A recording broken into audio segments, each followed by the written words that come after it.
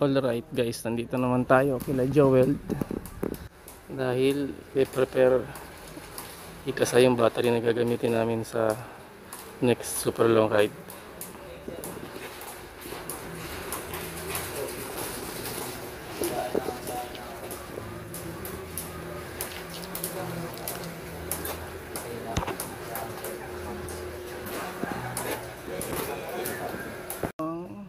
Okay, ito ang 60H, ito ang 55AH, kaso hindi kasya sa ating battery box.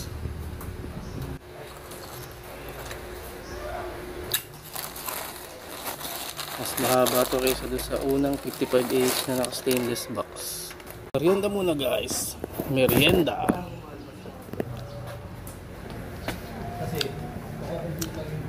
So ito na nga guys, ito yung 55AH tapos ito yung battery ko na 60AH 18650. Ito NMC pouch type.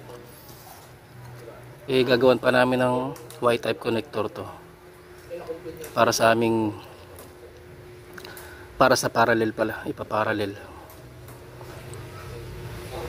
Hindi ko kasi nabuo yung ano ko NMC.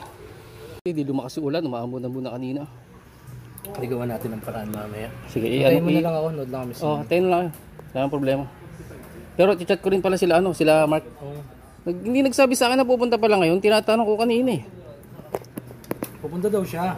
Sabi ko sasabayan na lang. Siya kay JP. Sasabayan mo si JP. Gabi pa. Gabi pa pupunta. Kaya hanggang gabi ka. Dapat nga inagahan ko ngayon para in case na kung anong problema mangyari, mahaba pa yung oras. Pero okay lang, mahaba pa naman yung panahon noodles. Ang init. Guys, eto. Antay-antay muna tayo dito Antay muna tayo mamaya. Good afternoon guys. Madilim na dito. Naantay ko pa si Joel dahil mamaya magsiset up pa kami ng battery. Anong oras na ba? 5:37 na pala rito. 5:37 ng hapon, December 27. Yan guys, nagcha-charge na yung 60H.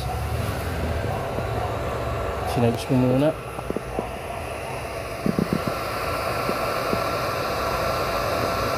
So 7.4 15 amps ang current, pero sa umpisang charging nito hindi muna siya 15 amps, gradual siyang tumataas. Nag-uumpisa sa 5 amps. Yan. Mamaya magsiset up na ng battery pagdating nila.